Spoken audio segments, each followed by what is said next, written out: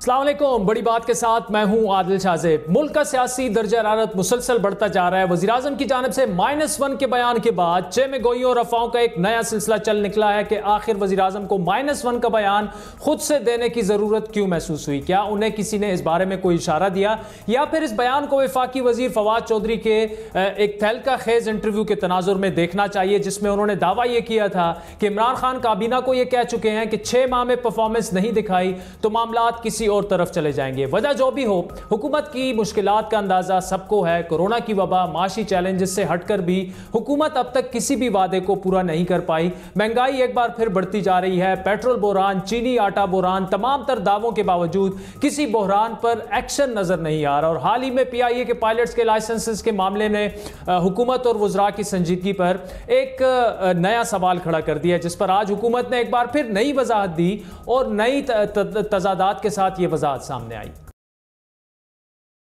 Undercover एक बहुत detailed forensic inquiry शुरू हुई।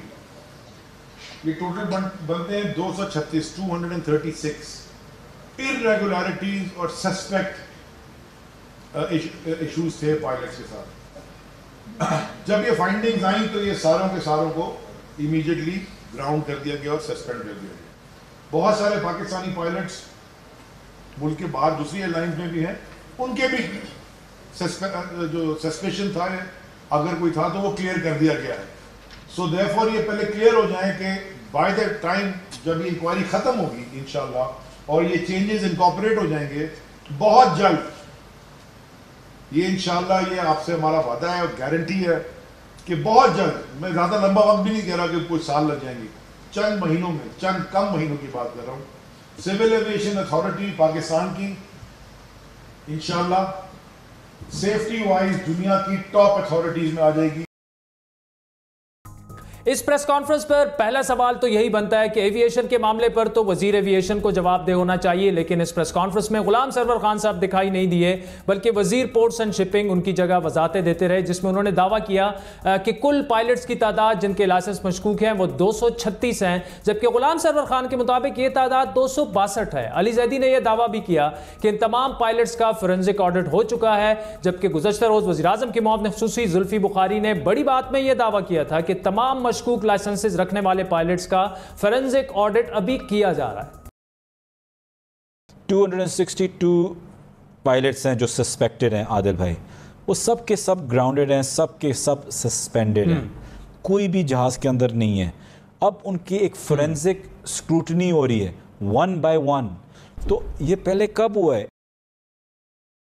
अब सवाल ये उठता है कि एक ही मामले पर अगर तीन वज़रा मुतज़ाद बयानात देंगे तो मसाइल तो खड़े होंगे, मसाइल मज़ीद पेचीदा भी होंगे। और वफाकी हुकूमत का सबसे बड़ा मसला वज़ीर-ए-आज़म की अपनी टीम ही रही है। इस मामले पर भी बज़ाहिर आज की प्रेस कॉन्फ्रेंस से यह तासुर मिल रहा था कि हुकूमत वज़ीर एविएशन की परफॉर्मेंस से मुतमईन नहीं है या उन्हें उस तरह से काम नहीं करने दिया जा रहा जिस तरह से वो करना चाह रहे हैं। काबीना में यह कहा गया कि उन्होंने मामले को मिसहैंडल किया, इसीलिए आज एक गैर मुतल्लिका वज़ीर को इस मामले पर हुकूमत का दिफा करने के लिए मैदान में उतारा गया। सवाल यह उठता है कि हुकूमत की परफॉर्मेंस के लिए बड़ा चैलेंज क्या हुकूमत के अपने ही वज़रा हैं, क्योंकि यही बात खुद वफाकी वजीर फवाद चौधरी भी कर चुके हैं कि अंदरूनी इख्तिलाफात और टीम के बायस हुकूमत की कारकर्दगी जो है वो उस तरह से हुकूमत कारकर्दगी नहीं दिखा पा रही। लेकिन सवाल यह है कि अंदरूनी मसाइल के बायस वज़ीर-ए-आज़म को -1 की बातें क्यों करनी पड़ रही हैं, जबकि अपोजिशन की बड़ी जमात नून लीग के रहनुमाओं की जानिब से भी आज ये पेशन गोई कर दी गई कि पूरी हुकूमत ही माइनस होती नजर आ रही है। -1 सिर्फ इमरान खान के ज़हन में है, -1 ना कभी होते हैं ना उनकी हकीकत होती है। ये जब वज़ीर-ए-आज़म परेशान होता है कि मेरी हुकूमत नहीं चल रही, इधर उधर की बातें शुरू कर देता है, तो इनके भी वही कैफियत है। पहले कहा चॉइस नहीं है, अब -1 आ गया है, तो ये -PTI ही होता मुझे नज़र आ रहा है। अब इनके जाने का वक्त आ गया है और अपनी नाकामी देखकर इनको अब डरावने ख्वाब आ रहे हैं। इमरान खान जो है वो कौमी कंसेंसस की के रास्ते में हायल है, इसलिए अगर कोई ये सोच रहा है कि इसके माइनस होने से कौमी यकजहती पैदा हो सकती है और उस कौमी यकजहती के नतीजे में पाकिस्तान की भलाई हो सकती है, मुल्क की भलाई हो सकती है, तो इसमें जो है वो पाकिस्तान मुस्लिम लीग नून को कोई एतराज़ नहीं है। इमरान खान साहब खुद ही इतला दे रहे हैं कि -1 हो सकता है। बट मसला -1 या -2 या -4 नहीं है। इमरान खान को गिराना तो फिर उसके बाद क्या करना है ये भी इस पर सोचना पड़ेगा। इमरान खान साहब के बाद अगर वो चले जाते हैं तो क्या सूरत बनती है? क्या मुल्क में नए इलेक्शन होंगे? क्या कोई कौमी हुकूमत बनेगी? क्या कोई नो कॉन्फिडेंस होगा? बयानात अपनी जगह, लेकिन हुकूमत को हटाने के लिए ओपोजिशन भी अभी तक मुत्तहिद नहीं हो सकी, जिसका गिला आज मौलाना फजलुर रहमान ने खुले अल्फाज में किया। मेरे ख्याल में अपोजिशन की बड़ी जमातें वो किरदार अदा नहीं कर सकी हैं कि जो हुकूमत को गिराने के लिए काफ़ी हों। प्राइम मिनिस्टर का इलेक्शन हुआ तो बड़ी पार्टियां तकसीम, प्रेसिडेंशियल इलेक्शन हुआ तो बड़ी पार्टियां तकसीम, सेनेट चेयरमैन के ख़िलाफ़ अदम एतमाद आया तो उनके मेंबरान गए। आखिर वक्त तक हमें पता नहीं चल रहा था जी।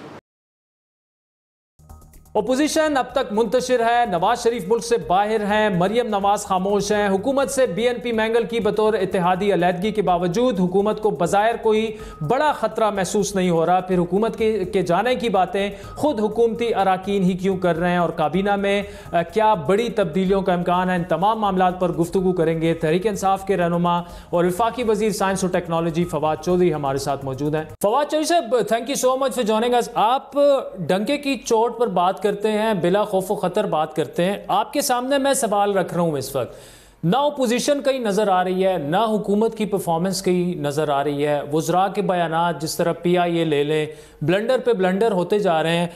अवाम जो है वो किस तरफ जाए? इस वक्त -1 की बातें हो रही हैं, फिर वही गैर यकीनी सियासी सूरत हाल। हुकूमत में होते हुए भी मैं आपसे ये सुनना चाहूँगा कि are we heading in the right direction? जिस तरह आप अक्सर उसकी बातें करते हैं कि मिलकर मुल्क को चलाना होगा, ओपोजिशन को भी और इन तमाम लोगों को भी, और आप मफाहमत की भी बात करते हैं, ये किस तरफ हम इस वक्त जा रहे हैं और इसका हल क्या है? देखिए, पहली बात तो ये आदिल साहब, अगर आपको कोई किसी को इमरान खान पसंद हो या नापसंद हो, पाकिस्तान में इस वक्त सबसे जो टावरिंग लीडर है वो इमरान खान ही है। और अगर पाकिस्तान में कोई प्रो रिफॉर्म्स लीडरशिप है वो भी इमरान खान ही की है। हाँ, 2 साल में जितना हमें उधर बढ़ना चाहिए था उतना हम नहीं बढ़ सके।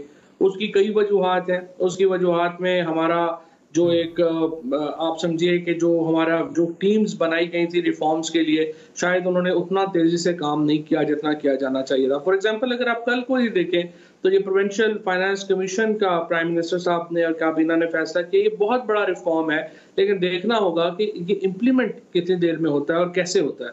क्योंकि अगर ये इम्प्लीमेंट होता है तो ये बहुत बड़ा रिफॉर्म होगा जिसकी तरफ हम जाएंगे। बाकी फ्रेंकली यहाँ पर अगर किसी से कोई इस्लाहात की उम्मीद की जा सकती है, चाहे पॉलिटिकल रिफॉर्म्स की बात हो, चाहे एडमिनिस्ट्रेटिव रिफॉर्म्स की बात हो, जुडिशियल रिफॉर्म्स की बात हो, वो सवाए इमरान खान के और किससे आपको उम्मीद कर सकते हैं? बाकी तो लोग बात में नहीं करते। मसाइल के तौर के ऊपर अपोजिशन की आप बात करें, कभी आपको अपोजिशन की किसी तकरीर में इस्लाहात की कभी कोई बात जिक्र ही नजर आया? वो 10-10 साल इक़्तिदार में रहे हैं, अभी सिंध में फिर पीपल्स पार्टी इक़्तिदार में है, कोई इस्लाहात की बात ही कोई कर सकता है? यहाँ पे कम से कम PTI में आप बात तो कर सकते हैं, आप जहाँ पे हो आप तनकीद भी कर सकते हैं, आप अपने पॉइंट ऑफ व्यू को दे भी सकते हैं, अलहदा भी दे सकते हैं, जो कि फ्रेंकली किसी और पार्टी में देना बड़ा मुश्किल है। ठीक। अच्छा चौधरी साहब, ये बताइएगा कि इस वक्त अगर सिर्फ गवर्नमेंट की बात की जाए, ये -1 की बाज़गश पहले ओपोजिशन ने शुरू की, फिर खान साहब ने खुद अपनी स्पीच में भी कहा। अब देखिए, अगर तो PTI उसमें कोई दो राय नहीं है कि खान साहब शुरू से रिफॉर्म्स के हक में हैं, लेकिन 2 सालों में जितना डिलीवर आप कर सकते थे उस तरह से नहीं हुआ। उसका इदराक आप लोगों को खुद भी है, आप खुद एडमिट भी करते हैं और पब्लिकली भी करते हैं। अगर इसी तरह से यह मामला चलता रहा, ये -1 जो है, ये कोई रियलिटी आपको लगती है, कोई पॉसिबिलिटी इसकी है कि आगे सियासी माहौल ऐसा एक पैदा हो जाए कि खान साहब को स्टेप डाउन करना पड़े और आप जैसे में से कोई एक आगे बढ़ के संभाल ले? देखिए, बात यह है कि PTI इमरान खान से छोटी है और इमरान खान PTI से बड़े, और ये को पाकिस्तान में अनहोनी सूरत हाल नहीं है। पीपल्स पार्टी में भी भुट्टो जो थे वो पार्टी से बड़े थे। जब पार्टी से बड़ा लीडर होगा तो वो माइनस कैसे होगा? माइनस तो वहां पे होगा ना जब पार्टी बड़ी होगी और पार्टी लीडर छोटा होगा। फॉर एग्जांपल, आपने ब्रिटेन में भी देखा 3 प्राइम मिनिस्टर जो हैं ऊपर तले चेंज हो गए, फर्क ही नहीं पड़ा। क्योंकि लीडर जो था वो पार्टी एक्चुअल पावर थी और लीडर उसका पैदावार था। यहाँ तो लीडर असल पावर है और पार्टी उसकी पैदावार है, तो वो माइनस कैसे होगा? लिहाजा ये तो एक अपोजिशन की मैं समझता हूँ कि ना, वो अपोजिशन ये तो नहीं कह सकते 5 साल इमरान खान हुकूमत करेंगे, उनके लोग ही भाग जाएंगे। लिहाजा उन्होंने रोजाना कुछ ना कुछ अपना एक चूरन बेचना होता है जिससे कि लोग जो है वो उनके साथ रहें। ठीक, लेकिन आप इससे तो एग्री करेंगे चौधरी साहब कि अगर परफॉर्म आप डिलीवर नहीं कर पाए मजीद 6 महीने से 1 साल में, तो शायद सारा सबके सभी माइनस हो जाएं, फिर डिलीवर तो करना पड़ेगा ना। नहीं, कोई ऐसी बात नहीं है। पहले पीपल्स पार्टी और PMLN ने 10 साल डिलीवर नहीं किया तो वो क्या कुछ नहीं होगा। मुल्कों में एक्चुअली होता ये है कि आपने ये इशू नहीं है कि इमरान खान माइनस होंगे या वो फलाना जो है रहेगा या नहीं रहेगा।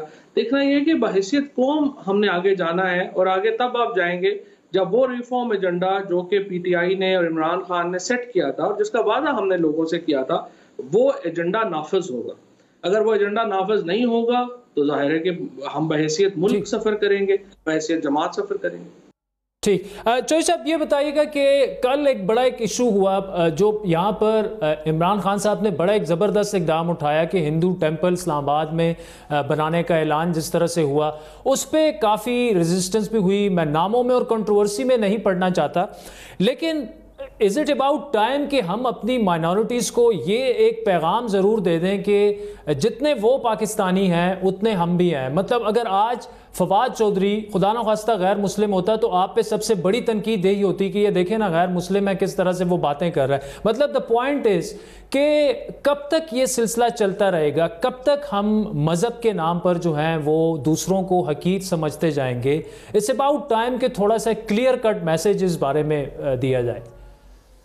देखिए, बात यह है कि ये जब से हम अफगानिस्तान का एक समझिए कि ज्योग्राफिकली एक हमें अलमिया का सामना रहा है, उसके बाद से पाकिस्तान में सोशली हमारे यहाँ बहुत डिग्रेडेशन हुई है, और स्पेशली रिलीजियस एलिमेंट को लेकर के। अब देखिए, पाकिस्तान में MNAs हैं, MPAs हैं, आप ज़रा पिछले 10 दिनों की रेजोल्यूशंस उठा के देखें। हर आदमी रात को ये सोचता है मैं सुबह ऐसा क्या करूं कि मुझे लगे कि लोगों को लगे कि मैं सुपर मुसलमान हूं और बाकी सारे तो जो है वो ऑर्डिनरी मुसलमान है या मुसलमान है ही नहीं है। और आपको मालूम है जिस किस्म के फतवे आते हैं। सो ओवरऑल हमने अपनी सोसाइटी को एक इतनी ओवर रिलीजियोसिटी में ले गए हैं, इतना ज़्यादा हम यहाँ पे हमने एक जो मजहबी एलिमेंट है उसको इतना हावी कर लिया है सोसाइटी के ऊपर कि एक सोशल डिग्रेडेशन हो गई है। और उसके नतीजे में पाकिस्तान जैसे जो ममालिक हैं, हमने हिंदुस्तान को आप देखिए, हिंदुस्तान बिल्कुल ऐसा नहीं था जैसे नरेंद्र मोदी आने के बाद हो गया, और हिंदुस्तान की जो सोशल फैब्रिक है वो तबाह बर्बाद हो गई। कल आपने देखा कश्मीर में जिस तरह का जुल्म हुआ, जो तस्वीरें आई, ये और फिर और जो नेपाल है वो तो एक 100% हिंदू मुल्क है, उसके साथ हिंदुस्तान इस वक्त जो कर रहा है, इस वक्त हिंदुस्तान के अंदर जो कम जात के हिंदुओं के साथ, ये सारे क्यों हुए हैं? इसलिए कि हिंदुस्तान की एक डिग्रेडेशन हो गई, सोशल डिग्रेडेशन हो गई। हम पाकिस्तान को ऐसा मुल्क नहीं बनाना चाहते, हम पाकिस्तान को मोदी का इंडिया नहीं बनाना चाहते, हम तो कायदे आज़म का पाकिस्तान बनाना चाहते हैं। और कायदे आज़म का पाकिस्तान तो एक मॉडर्न, प्रोग्रेसिव और फॉरवर्ड लुकिंग पाकिस्तान है। एब्सोल्युटली। फवाद चौधरी साहब, आखिरी सवाल आपकी मिनिस्ट्री के बारे में भी कि बड़ी ज़बरदस्त परफॉर्मेंस उसकी रही है, खुसूसन कोरोना ड्यूरिंग ये पेंडेमिक। अब वेयर वी एट, ड्रैप से जो मामलात थे, जो भी उन्होंने मंजूरी वगैरह देनी थी वो हो गई है। एक तो ये कि जो टेस्टिंग यहाँ पर कोरोना का टेस्ट आज भी 7, 8, 9 कहीं 10,000 का हो रहा है, अफोर्डेबल अभी भी नहीं है। तो ये जो लोकल सारी चीज़ें आ जाएंगी, स्पेशली वेंट्स आ जाएंगे और टेस्टिंग किट्स वगैरह जो आ जाएंगी, उससे यहां पर प्राइसेस पर क्या फर्क पड़ेगा और पाकिस्तानी अवाम को उसका क्या फायदा होगा? देखिए, एक तो जो जैसे जो वेंटिलेटर्स हैं, बाहर से हम जो वेंटिलेटर्स मंगवा रहे हैं वो 35 से 40 हज़ार डॉलर का हमें पड़ता है। पाकिस्तान की किट जो है वो 2500 से 3000 के ऊपर, यानी तकरीबन आधी कीमत के ऊपर जो है वो आ जाएगी, और शायद इससे भी कम हो जाए। तो इससे बुनियादी फ़र्क ही कीमतों के ऊपर आता है। 1/3 प्राइसेस जो है वो हमारी रह जाती हैं और फिर ज़ाहिर है हमारा एक बहुत बड़ा ज़र मुबादला बचता है। ऑलरेडी जब 26 फरवरी को पहला केस आया था, हम अपना कुछ भी अपना नहीं बना रहे थे। आज हम ना सिर्फ अपना सब कुछ पाकिस्तान के अंदर हम सब कुछ अपना बना रहे हैं, बल्कि एक्सपोर्ट भी हम बहुत बड़ा कई मिलियन डॉलर जो है उसकी एक्सपोर्ट हम कर चुके हैं और हम मजीद जो है वो एक्सपोर्ट ऑर्डर्स को भी जो है वो देख रहे हैं। सो पाकिस्तान के अंदर और इसके साथ साथ एक पूरी नई इलेक्ट्रोमैग्नेटिक इंडस्ट्री जो पाकिस्तान में आई है, जो पहले यहाँ पे नहीं थी। हम तो स्टेथोस्कोप भी अपना नहीं बनाते, हम थर्मामीटर भी अपना नहीं बनाते। अब ये सारी चीज़ें पाकिस्तान में बनने जा रही हैं, जो बजाते खुद एक बहुत ही खुश। फवाद चौधरी साहब, thank you so much for joining us. नाज़रीन, वक्त हो चाहता है एक ब्रेक का, जिसके बाद मुशर्रिफ साहब डॉक्टर जफर मिर्जा हमें ज्वाइन करेंगे। बात करेंगे कोरोना वायरस के घटते हुए केसेस की, लेकिन उसकी वजह यह बता रही है कि पाकिस्तान में टेस्ट बहुत ज़्यादा कम हो गए हैं। तो इन तमाम सवालात से हम जवाब लेंगे डॉक्टर जफर मिर्जा साहब से, लेकिन एक कमर्शियल ब्रेक के बाद।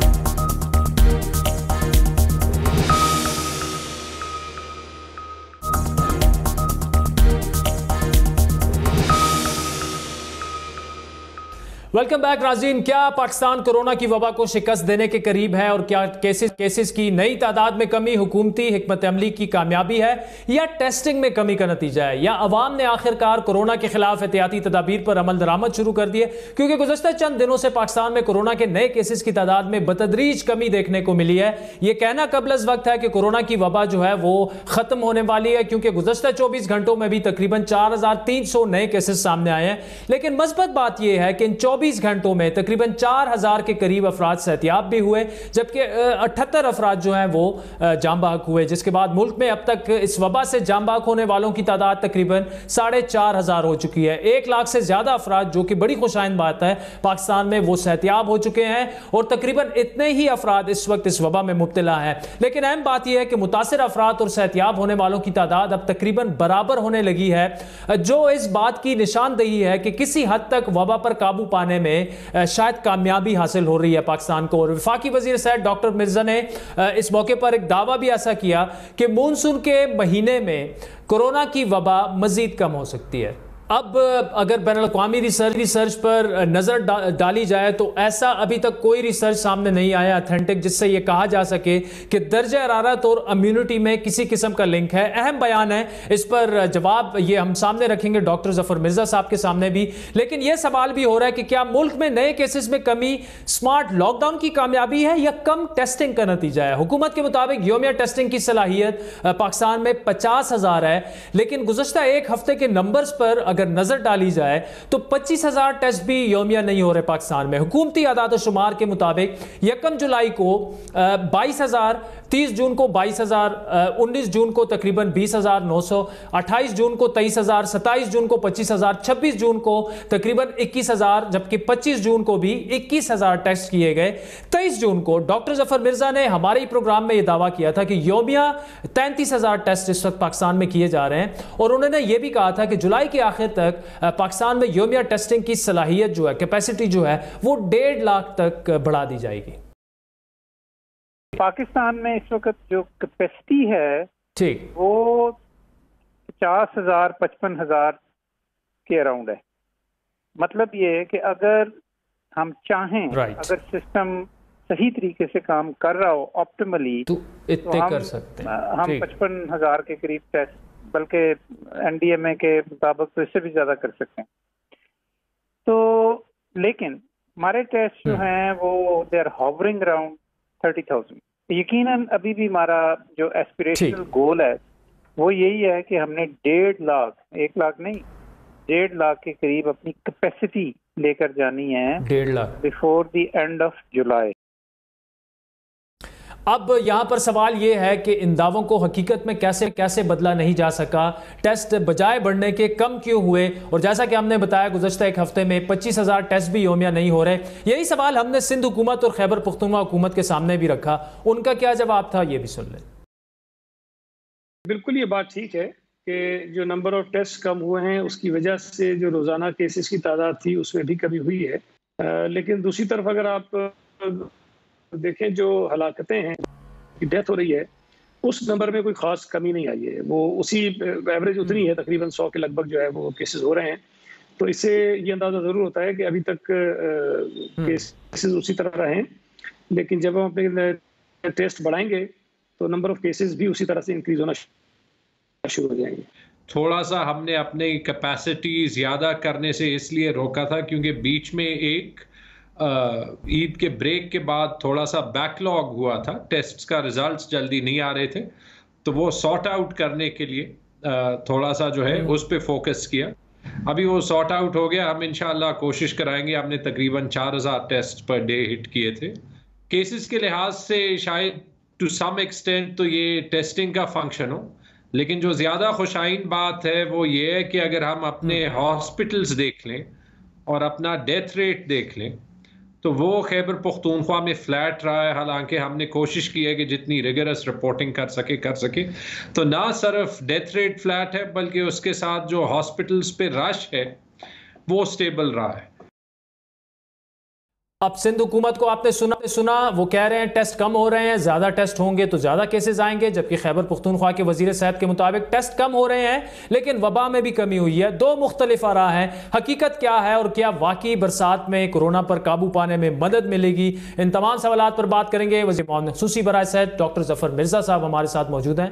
डॉक्टर साहब, thank you so much for joining us. पहला तो बड़ा एक अहम सवाल जो कि गुज़श्ता 4-5 दिनों से पूछा जा रहा है कि अगर नज़र दौड़ाई जाए 22-23 जून से ऑनवर्ड्स जो हम टेस्ट कंडक्ट कर रहे हैं तकरीबन सारे सूबे भी और इस्लामाबाद इंक्लूडिंग इस्लामाबाद, वो टेस्ट जो हैं उनमें कमी देखी गई है। उसकी एक तो वजह क्या है, क्योंकि KPA कह रहा है कि वबा में भी कमी आई है लेकिन उनको कुछ बैकलॉग के मसाइल थे, सिंध को भी इसी किस्म के मसाइल थे, लेकिन दोनों सूबे ये कह रहे हैं कि अब टेस्टिंग की जो हमारी रोज़ाना की बुनियाद पर है वो हम बढ़ा रहे हैं। तो ओवरऑल पाकिस्तान में भी अगर फिगर्स देखे जाएं तो टेस्ट जो है वो 25,000 योमिया जो है उससे तकरीबन कम ही हुए हैं। एक तो उसकी वजह क्या है, क्या वबा में कमी आ रही है या ये किसी स्ट्रैटेजी का नतीजा था या कोई और वजूहात थी इसकी? नहीं जी, स्ट्रेटजी तो हमारी इसके बरक्स थी कि हम एक्चुअली टेस्ट बढ़ाना चाहते थे और चाहते हैं, लेकिन ये जो आपने वजूहात बताई ये और इसके अलावा चंद एक और वजूहात हैं कि जिनका मजमूई जो असर है वो ये है कि बावजूद इस ख्वाहिश और कोशिश के पाकिस्तान में टेस्टों की जो रोज़ाना की जो है मिक़दार वो कम हुई है। इस पे हम बड़ा गौर कर रहे हैं। जो चंद एक वजूहात आपने बताई वो ठीक हैं, लेकिन उसके अलावा ये भी है कि ये दूसरे ममालिक में भी देखा गया है कि जब आउटब्रेक होता है तो वो एक ख़ास स्टेज पे पहुंच के लोग ज़रा थोड़े से इसके बारे में वो बाइल्म भी हो जाते हैं और उनके रवैये में भी तब्दीली आ जाती है कि टेस्ट करवाएं या ना करवाएं इससे क्या फ़र्क पड़ता है, अगर घर में एक शख्स को है बाकियों को भी हो सकता है तो अब इतने पैसे क्यों खर्च करें वगैरह वगैरह। और यकीनन थोड़ी सी ये भी हमें रिपोर्ट्स आ रही हैं और डेटा भी थोड़ा मतलब इसी तरफ इंडिकेट कर रहा है कि स्प्रेड भी कुछ कम हुई है, पॉजिटिविटी जो है वो भी रिलेटिवली कम हुई है। तो इन तमाम चीज़ों का मजमूई जो अच्छा, एक इसमें इम्पॉर्टेंट चीज़ ये है जी कि हम टेस्ट जो है ना वो करते हैं सस्पेक्टेड लोगों का, यानी कि जिनको कुछ साइन सिम्टम्स होते हैं या वो बराह रास्त ऐसे लोगों के साथ का होते हैं कि जिनको कोविड पॉजिटिव हुआ। इसमें अब हमने ये सोचा है कि इसमें कुछ तब्दीली करने की ज़रूरत है। तो आज इसके ऊपर हमारी लंबी डिस्कशन हुई है NCOC के अंदर, तमाम सूबे भी ऑन बोर्ड थे और उसमें बेसिकली हमने यही डिसाइड किया है कि एक तो ये कि इस बात पे सारे मुत्तफ़िक हैं कि हमें टेस्ट करने की ज़रूरत है और बढ़ाने चाहिए। दूसरे ये कि अब हमें ये ख़ास तौर पे जो स्मार्ट लॉकडाउन्स जहाँ पे किए हुए हैं तकरीबन 550 और 600 के दरमियान इनकी तादाद है, तो इनमें ख़ास तौर पे हमें फ़ोकस करना चाहिए टेस्टिंग के लिए, ख़ास तौर पे कॉन्टैक्ट ट्रेसिंग और टेस्टिंग के ऊपर। आखिरी चीज़ मैं आपको ये बता दूं कि पाकिस्तान में टेस्टिंग कैपेसिटी का इशू बिल्कुल नहीं है। जी हमारी कैपेसिटी जो है वो तो इस तकरीबन 60,000 पर डे से भी ज़्यादा है इस वक्त।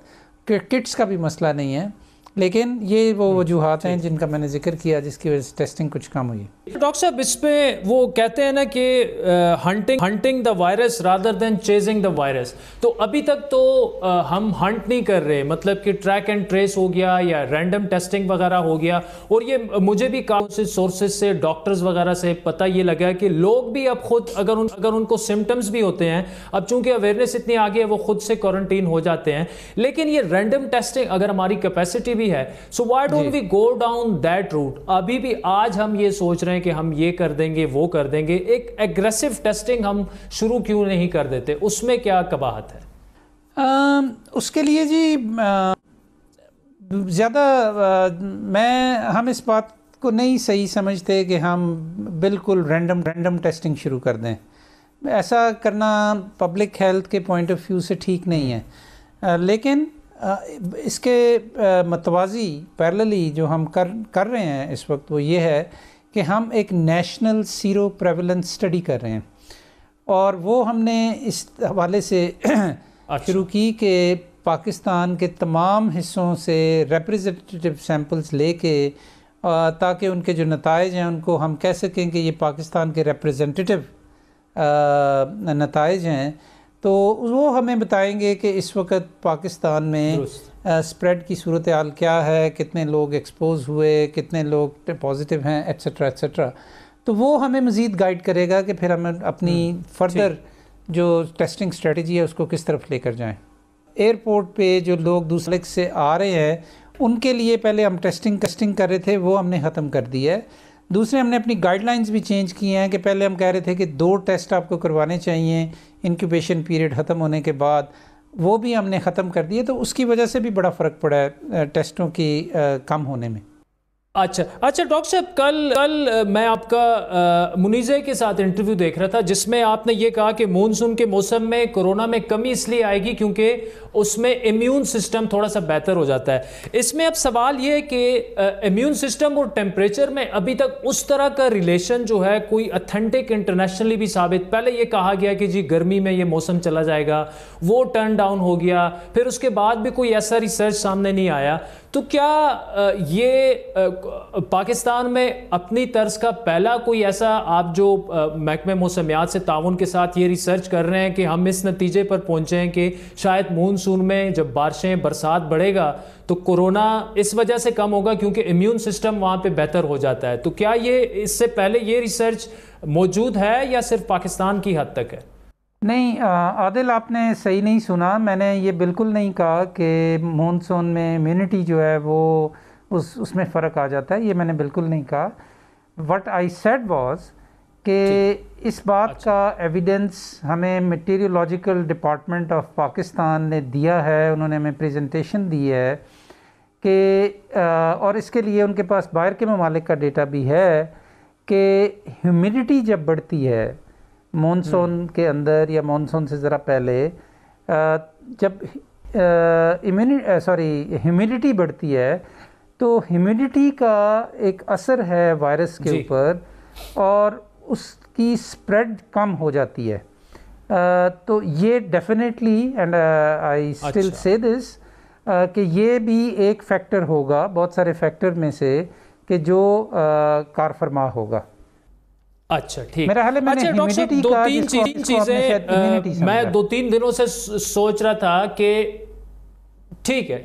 अच्छा, 2-3 दिनों से कुछ चीज़ें मेरे जहन में चल रही थी। मैं समझा जब भी आप नेक्स्ट आएंगे प्रोग्राम में तो आपके सामने ये सारे सवालात रखेंगे। एक जो ये कोरोना का टेस्ट है, टेस्टिंग किट एक अलग होती है, फिर टेस्ट करना लेबॉर्ट्री में, इसकी प्राइस क्या है, इसकी कॉस्ट प्राइस क्या है? क्योंकि डिफरेंट जो प्राइवेट हॉस्पिटल्स हैं, कोई 7,000 चार्ज कर रहा है, कोई 8 कर रहा है, कोई 9 कर रहा है। एक तो कोई ये प्राइवेट हॉस्पिटल्स को मॉनिटर करने का भी, इन पे चेक एंड बैलेंस रखने का भी कोई सिस्टम है हेल्थ मिनिस्ट्री के पास? और कैसे इंश्योर करेंगे कि कम से कम जिस तरह डेंगू जब आई थी तो वो 1500-2000 का टेस्ट था, वो 90 रुपए में आ गया था पाकिस्तान में, अब तक तकरीबन 90 रुपए में। तो कम से कम अगर 2000 इसकी कॉस्ट प्राइस है तो चले 3500-4000 हो जाए, क्योंकि देखिए बहुत सारे लोग इस वजह से भी नहीं करा सकते कि वो टेस्ट को अफोर्ड नहीं कर सकते। तो एक तो प्राइवेट हॉस्पिटल्स का check and balance, specially pricing mechanism का, और कोरोना का जो टेस्ट है उस पर हमें जरा बताइएगा कि कितनी प्राइस है, कोई कंट्रोल, कोई मॉनिटरिंग इस पर? अच्छा, इसमें मैंने रिसेंटली आईसीटी में जो लीडिंग हमारी लैब्स हैं उन सब के मालकान को मैंने बुलाया था और उनके साथ बड़ी कैंडिड बातचीत हुई और उन्होंने अपना डेटा हमारे साथ शेयर किया, जिसका नतीजा ये था कि जो रेंज थी प्राइसेस की इस्लामाबाद कैपिटल टेरिटरी में वो 4000 से 7700 तक का टेस्ट था। एक ही टेस्ट है लेकिन उसकी ये रेंज थी। तो इसके लिए मैंने यहाँ पे एटलीस्ट आईसीटी में तमाम लैब्स वालों को ये कहा था कि आप आपस में मिल के हमें बताएं कि क्या मिनिमम प्राइस जो है इसकी हो सकती है। तो वो अल्टीमेटली जो एक अमाउंट सामने आई वो तकरीबन 6500 रुपये के करीब थी। मेरे ख्याल में ये भी ज़्यादा है, लेकिन ऑब्वियसली लैब्स के अपने आर्गूमेंट्स हैं इस सिलसिले में, और फिर क्वालिटी का डिफरेंस भी होता है। Quality of the people who are doing test, quality of the lab, उनके जो ओवरहेड्स होते हैं, उनके जो रीएजेंट्स और उनकी क्वालिटी होती है, वगैरह वगैरह वगैरह। तो इसके लिए अब आपका जो सवाल का दूसरा जवाब, आपके सवाल का जो दूसरा हिस्सा है वो ये है कि क्या हम इसे मॉनिटर कर सकते हैं, क्या हम इसे फ़िक्स कर सकते हैं, क्या हम, तो इस सिलसिले में मुल्क भर में आपको मालूम है कि हेल्थ केयर कमीशंस कायम हो चुके हैं सूबों के अंदर, और इस्लामाबाद कैपिटल टेरिटरी के लिए हमने इस्लामाबाद हेल्थ रेगुलेटरी अथॉरिटी बना दी है। उनका ये काम है और उनका ये मैंडेट होता है, लीगल मैंडेट होता है कि वो प्राइवेट सेक्टर जो है हेल्थ का, उसमें प्राइसेस और क्वालिटी जो है उसको मॉनिटर करते हैं। और इस सिलसिले में मैंने रिसेंटली तमाम जो हेल्थ केयर कमीशंस हैं उनके जो सीईओज़ हैं उनकी एक वीडियो कॉन्फ्रेंस की है और उसमें यही चीज़ें डिस्कस की हैं। और हम ये नहीं कह रहे, इससे डिनाई नहीं कर रहे कि मुख्तलिफ स्टैंडर्ड्स हो सकते हैं क्वालिटी के, और हम ये भी नहीं कह रहे कि हम कोई ऐसी प्राइस फिक्स कर दें कि जिस पे लोग बिज़नेस ना कर सकें। लेकिन चूँकि ये हेल्थ इमरजेंसी है, वैसे तो प्राइवेट सेक्टर जो है हेल्थ का, उसकी अपनी एक डायनामिक्स होती है, डिमांड एंड सप्लाई के असूल पे वो चलता है, लेकिन हेल्थ इमरजेंसी के दौरान गवर्नमेंट का ये प्रेरोगेटिव है कि वो चीज़ों को अफोर्डेबल रखे ताकि उससे से ज़्यादा लोग फ़ायदा उठा सकें। तो इस हवाले से मुझे मालूम है कि दूसरे जो हेल्थ केयर कमीशन, अच्छा डॉक्टर साहब, वो भी इस आखिरी सिलसिले में अब इक़दामात ले रहे हैं। ठीक अच्छा डॉक्टर साहब, आखिरी सवाल आपसे कि 2-3 दिनों से ये खबरें भी चल रही हैं कि शायद मुल्क भर में स्कूल्स जो हैं वो 7 जुलाई से, अभी तक आखिरी फाइनल फैसला नहीं हुआ, लेकिन खोलने की भी कुछ खबरें आ रही हैं, कुछ डिसीजन शायद अंडर कंसिडरेशन है। आप बैसियत एक्सपर्ट अगर मैं आपसे पूछूं, क्या is it not too early to do that? एक तो गर्मी बहुत ज़्यादा है, ऊपर से अभी तक हम 100% श्योर नहीं है, क्योंकि हम पहले कह चुके हैं कि जुलाई के एंड में पीक आनी है, 12-13 लाख तक खुदा न खास्ता केसेस जा सकते हैं। अभी भी केसेस कम हुए हैं क्योंकि टेस्ट वगैरह काफ़ी कम हमारे हुए हैं। तो क्या ये फैसला लेना जो है ये कबल वक्त है, जल्दी है, थोड़ा सा वेट कर लिया जाए एटलीस्ट 1 more month? जी, इसके ऊपर फ़िलहाल तो जो लास्ट डिसीजन है वो तो 15 जुलाई तक है ना, तो लेकिन इसके ऊपर गौर वखौज शुरू हो गया है क्योंकि लोगों के एग्ज़ाम्स के मामलात हैं, लोगों की इस तरह की चीज़ें हैं बच्चों की, और दूसरे ये कि बच्चे इनफ नोटिस चाहते हैं कि उनके इम्तहान कब होंगे। तो लिहाजा अगर हम उनको एक दिन पहले बता दें कि आपके इम्तहान फ़लानी तारीख को शुरू होंगे तो वो भी ज़्यादती है। लिहाजा इसको हर पहलू से इसके ऊपर गौर वखौज किया जा रहा है। इस वक्त कोई फ़ैसला अभी नहीं हुआ, और वैसे हमारा ये ख्याल है कि जो ख़ास तौर पे यूनिवर्सिटीज़ लेवल की जो ऑर्गेनाइजेशंस हैं वहाँ पे अगर इसको एक कंट्रोल्ड तरीके से, एक फ़ेज़ मैनर में अगर इनको खोला जाए और SOPs की इम्प्लीमेंटेशन करवाई जाए तो ये मुमकिन भी है, कोई ऐसा नामुमकिन काम नहीं है। डॉक्टर जफर मिर्जा साहब, thank you so much for joining us. नाज़रीन, वक्त हुआ चाहता है एक ब्रेक का, जिसके बाद बड़े एक अहम इशू पर बात करेंगे। कल भी हमने कुछ डिटेल्स ब्रेक की थी, आपके सामने रखी थी कि PIA का जो न्यूयॉर्क में होटल है, रोजवेल्ट होटल उसे कहते हैं, उसे बेचने की तैयारी हो रही है। जुल्फी बुखारी साहब के सामने हमने काफ़ी सारे इस पर सवालात रखे थे। आज निचकारी कमेटी का इजलास इसी सिलसिले में हुआ और अंदर की कहानी हम आपके लिए लेके आ रहे हैं, लेकिन एक ब्रेक के बाद।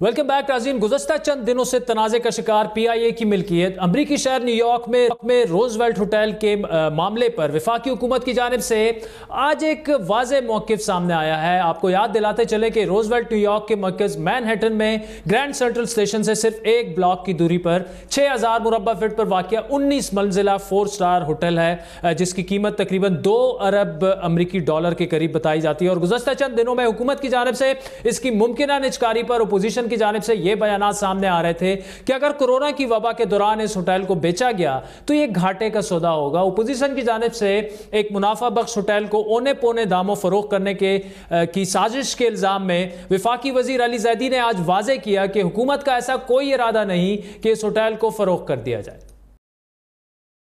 वो ये कह रहे हैं कि कोई रोजवेल्ट बिक रहा है, तो ऐसा कुछ भी नहीं हो रहा।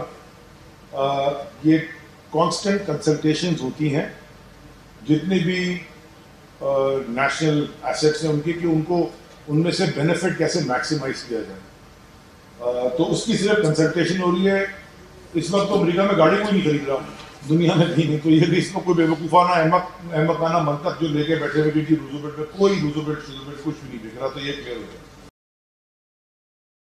विफाकी काबीना की कमेटी बराए निचकारी ने आज रोजवेल्ट होटल को लीज पर देने के लिए वजारत निचकारी को ग्रीन सिग्नल दे दिया और फैसला किया कि एक बैनुल-अक़वामी ऑडिट कंपनी के सर्वे की रोशनी में इस होटल को जॉइंट वेंचर के तौर पर चलाया जाएगा। यह खबर गुज़श्ता रात वज़ीर-ए-आज़म के ख़ुसूसी बराए ओवरसीज़ पाकिस्तानी जुल्फी बुखारी ने बड़ी बात में दे दी थी कि इस होटल को बेचा नहीं जा रहा। पेरिस होटल की तरफ देख रहा, वो वाकई प्रॉफिटेबल है। रोजवेल्ट प्रॉफिटेबल नहीं है, और ख़ास तौर पे आजकल के हालात पे और उसकी आगे जो प्रोजेक्शन है वो नहीं है प्रॉफिटेबिलिटी। जहाँ तक उसको प्राइवेटाइज करने की बात है, ऐसी कोई बात अभी तक नहीं चल रही।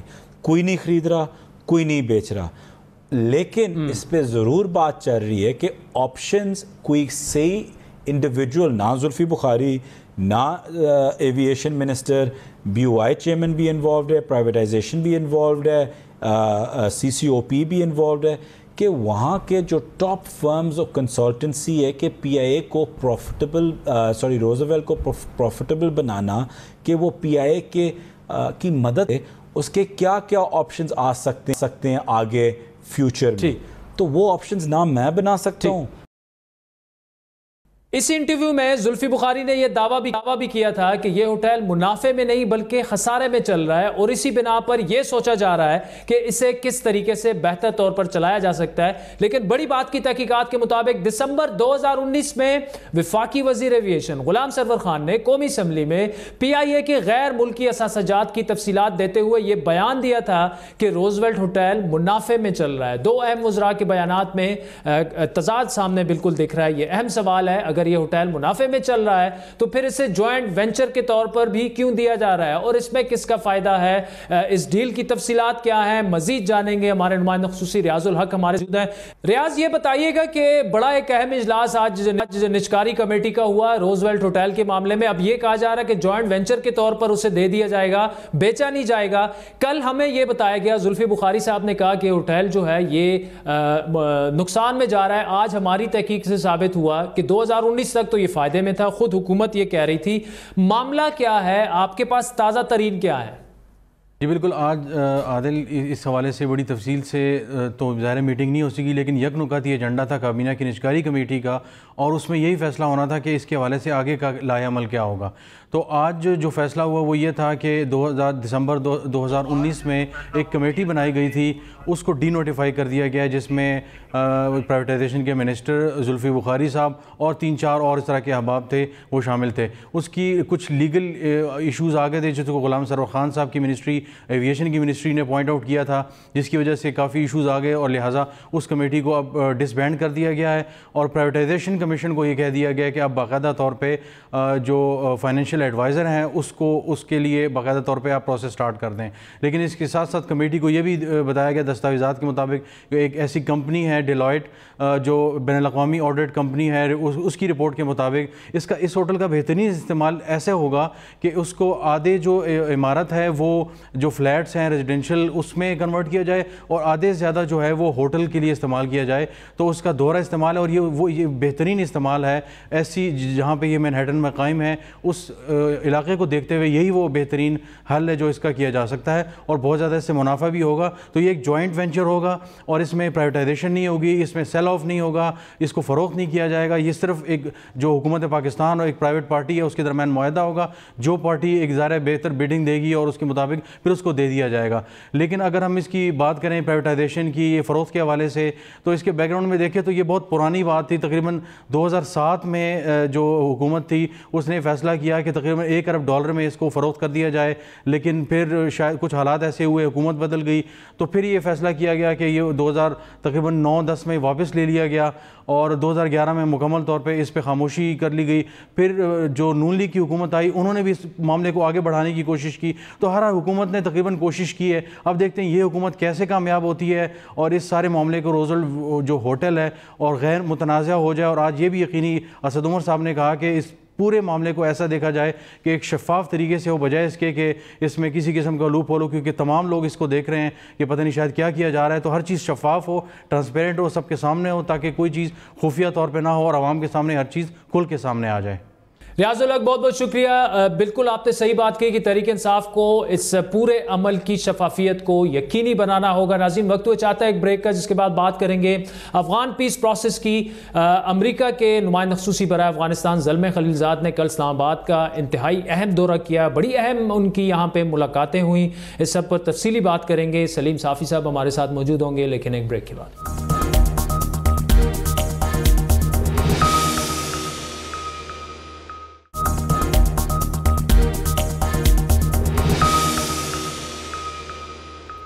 वेलकम बैक नाज़रीन। रवां बरस 29 फरवरी को कतर के दारुल हुकूमत दोहा में तय पाने वाली तारीखी अफगान पीस डील इंतहाई कलीदी दौर में दाखिल होने को है। इस वक्त अफगानिस्तान में 19 साल जंग के खात्मे के लिए इस मुआहदे के तहत इंट्रा अफगान डायलॉग का आगाज़ 10 मार्च से हो जाना चाहिए था, लेकिन इस अमल में ताखीर ने कई क़ियासराइयों और खदशात को जन्म दिया, जिस पर काबू पाने के लिए फ़रीक़ैन एक बार फिर पूरी तरह मुतहरिक हो चुके हैं। पाकिस्तान, अमरीका, अफगान और तालिबान हुकाम हंगामी मुलाकातें भी कर रहे हैं, इक़दामात भी कर रहे हैं। गुज़श्ता रोज़ भी अमरीकी नुमाइंदा ख़ुसूसी बराए अफगानिस्तान ज़ल्मे खलीलज़ाद गुज़श्ता एक माह के दौरान दूसरी दफ़ा पाकिस्तान के दौरे पर पहुंचे और उनकी वज़ीर ख़ारजा शाह महमूद कुरैशी और अफगानिस्तान के लिए पाकिस्तान के ख़ुसूसी नुमाइंदे जो हैं एम्बेसडर मोहम्मद सादिक साहब, उनसे इंतहाई अहम मुलाकातें हुई, जिनमें ख़बरदार किया गया है कि ये अमल जो है इंतहाई अहम मरहले में दाखिल हो चुका है। इसलिए ऐसे अनासर से ख़बरदार रहना होगा जो इस पेशरफ्त को सबुदाश करने के दर पे हैं।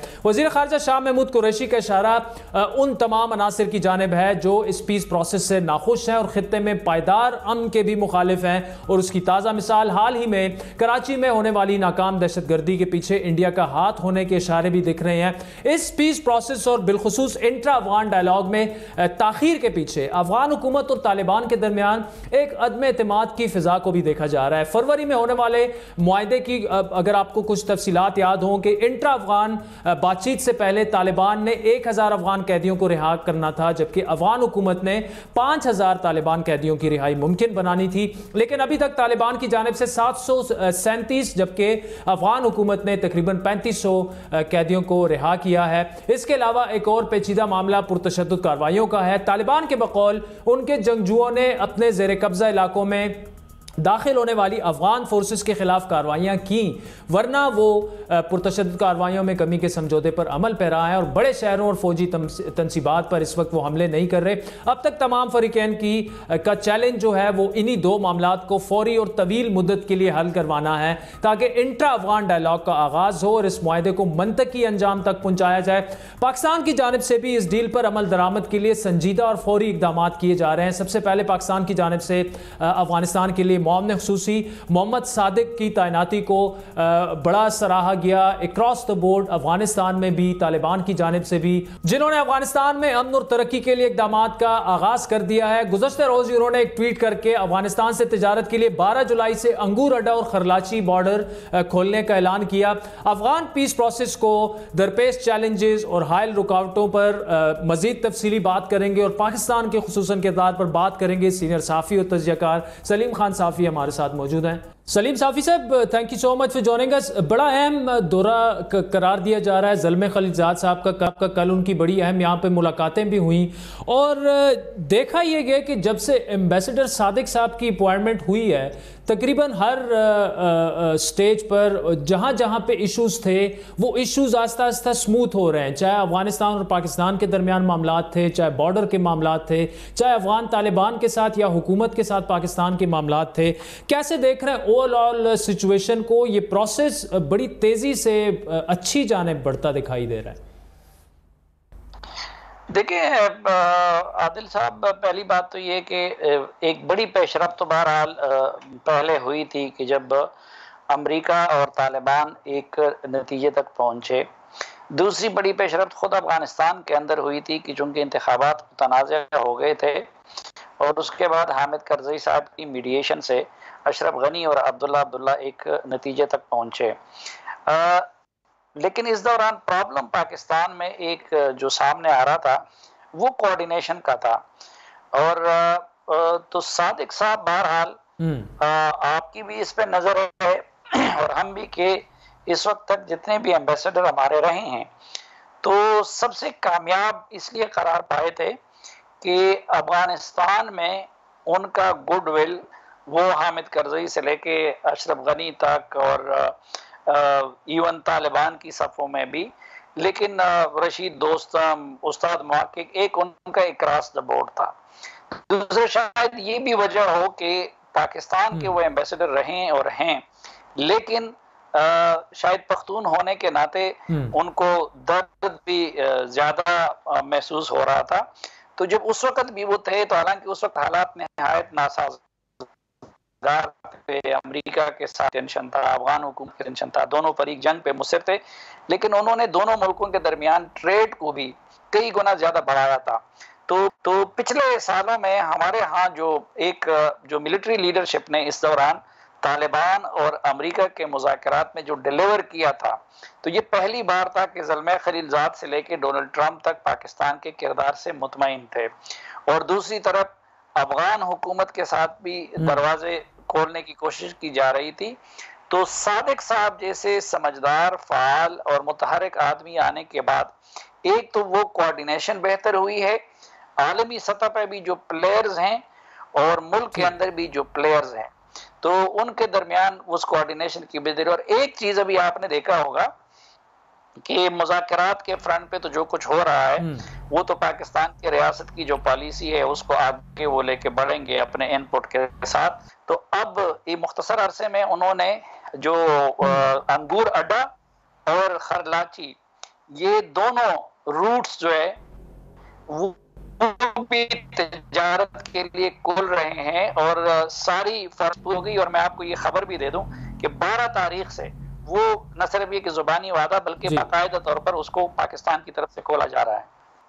अच्छा, ज़बरदस्त। अच्छा साफ़ी साहब, बहुत शुक्रिया, बड़ी ख़बर है ये पाक अफ़गान ट्रेड के लिए भी और दोनों ममालिक के लिए भी, और ख़ुसूसन बॉर्डर पे जो लोग हैं।